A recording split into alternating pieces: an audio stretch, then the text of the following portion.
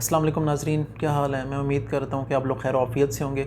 ईद के तीसरे और आखिरी सेशन में मैं आपकी खिदमत में समर गोंदल फूड स्पेशलिस्ट हाज़िर हूँ। और आज एक बहुत इंपॉर्टेंट सवाल कि बिजली बार बार जाती है तो हम गोश्त को किस तरीके से प्रिज़र्व करें ताकि गोश्त ख़राब ना हो।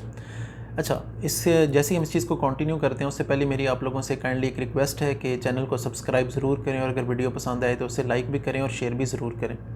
ये जो सवाल है कि गोश्त ख़राब हो जाता है बिजली के जाने से, अच्छा, इसे समझाने से पहले मैं आप लोगों को ये चीज़ बताना बहुत ज़रूरी है कि गोश्त ख़राब क्यों होता है, चाहे वो कुर्बानी को या कोई और हो। तो ये गोश्त ख़राब होता है बैक्टीरिया की वजह से। तो बैक्टीरिया को बढ़ने के लिए कई चीज़ें चाहिए, लेकिन जो 4 इंपॉर्टेंट चीज़ें हैं वो मैं आपको बता देता हूँ। वो क्या है कि उसे खाने के लिए कुछ चाहिए, उसे पानी चाहिए, उसके साथ उसे टाइम चाहिए। जैसे with the passage of time कोई चीज़ पड़ी रहती है, टाइम गुजरता है तो बैक्टीरियल मल्टीप्लिकेशन के लिए उसे टाइम मिलना शुरू हो जाता है। अगर कंडीशन बिल्कुल फेवरेबल हो, यानी कि टेम्परेचर, खाना पीना हर चीज़ फेवरेबल हो, तो तकरीबन 20 मिनट में 1 से 2 बैक्टीरिया हो जाते हैं। अच्छा, इसके अलावा बैक्टीरिया को ऑक्सीजन चाहिए या नहीं चाहिए, या कार्बन डाइऑक्साइड चाहिए, फैकल्टेटिव एनारोबिक हैं, एरोबिक बैक्टीरिया, हम उन चीज़ों के चक्रों में नहीं पड़ेंगे। मैं आपको बेसिक सिर्फ बताता हूँ कि उन्हें क्या चाहिए।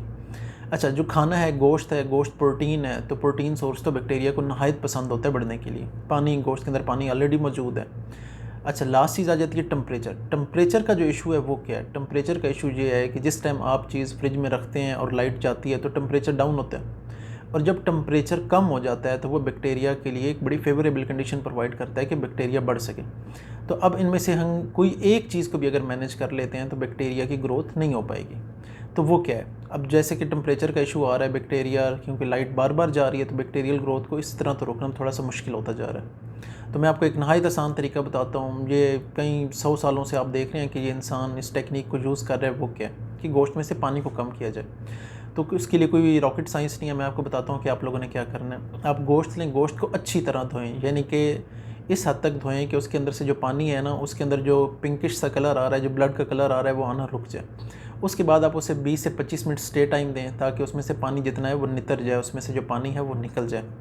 अच्छा, जब ये पानी निकल जाता है तो आपने क्या करना है, उसे देचकी में डालना है और उसे मीडियम आंच के ऊपर हल्का हल्का भूनना शुरू कर देना है। कोई इसमें ऑयल या कुछ चीज़ डालने की ज़रूरत नहीं है, जस्ट सिंपली आप उसे भूनना शुरू कर दें। जैसे ही आप उसे भूनना शुरू कर देंगे, उसका लाइट जो कलर है वो आहिस्ता आहिस्ता पिंकिश से ब्राउनिश की तरफ आना शुरू हो जाएगा।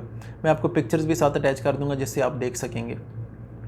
जब इसका कलर लाइट ब्राउन से डार्क ब्राउन आना शुरू हो जाएगा तो उस टाइम आपने ये करना है कि अगर 1 किलो गोश्त है तो उसके अंदर तकरीबन 1 से 1.5 चम्मच आपने नमक की भी ऐड कर देनी है। मैं आपको वो भी बताता हूँ कि आपने क्यों ऐड करनी है। जब उसका कलर डार्क ब्राउन की तरफ आ जाएगा, मैं साथ पिक्चर अटैच कर देता हूँ जिसे आप देख के अंदाज़ा हो जाएगा कि ये अब उस कंडीशन में आ गया है कि जब इसे हम प्रिजर्व कर सकते हैं। तो उसके बाद आपने क्या करना है कि चूल्हे को बंद कर देना है और उसे ठंडा होने देना है। ये पॉइंट बड़ा इंपॉर्टेंट है कि जिस टाइम गोश्त बिल्कुल ठंडा हो जाएगा, ठीक है, उसके बाद आपने उसे सील पैक किसी ऐसी चीज़ में पैक कर देना है जिसके अंदर पानी ना जा सके।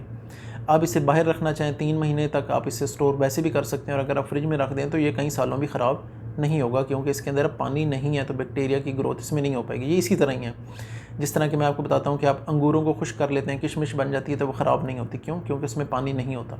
सेम ये वही प्रिंसिपल है।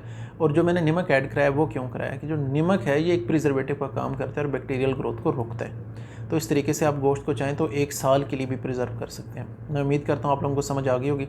अगर आपको बात पसंद आई है तो काइंडली चैनल को सब्सक्राइब ज़रूर करें और उसे शेयर करें। जज़ाकल्लाह।